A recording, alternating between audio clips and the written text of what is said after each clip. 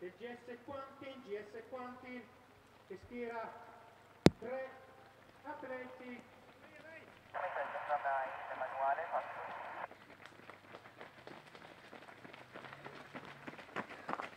Naturalmente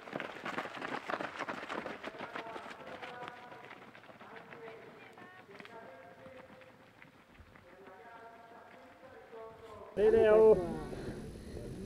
Dai che si sei adesso, via adesso, su adesso! Leo! Brava, vai! Brava, bravissima, vai! Dai Camilla, dai Camilla! Bravissima, dai! Brava ragazza! È finita, su adesso! Dai Maria! Dai che è finita la salita, su adesso! Dai Maria, su! Brava Maria, dai! Bravissima, dai! Brava Maria, dai! Ale, dai che è finita, dai! Brava! Ciao Leonardo, bravissimo! Dai Leo, dai! Bravo, dai! Andiamo, dai, Ale, Bene, braccia, dai, bravo, dai, bene. forte! Brava! Via! Dai forza, dai! Dai Ale! Dai!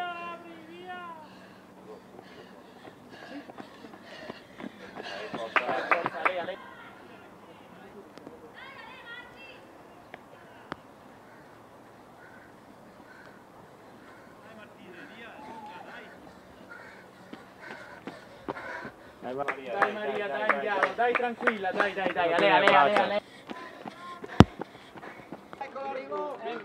Arriva il pettorale numero 21 Leonardo Bosin del GS Quantin che va a vincere, adesso vediamo sull'arrivo il numero 18 Francesco Castellan, numero 20 all'arrivo Lorenzo Menegus, la ragazza numero 149 Luna Giovanetti dell'Atletica Trento è la prima donna,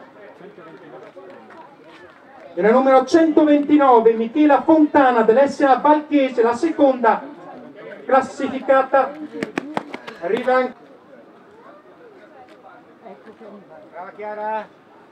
Arriva anche Chiara Molinari dell'Atletica Trento. Ricordo 11 atleti di apertura. Che numero sta qua? 126 Maria Sirbu del GS Quantin, all'arrivo anche lei dopo aver percorso il percorso.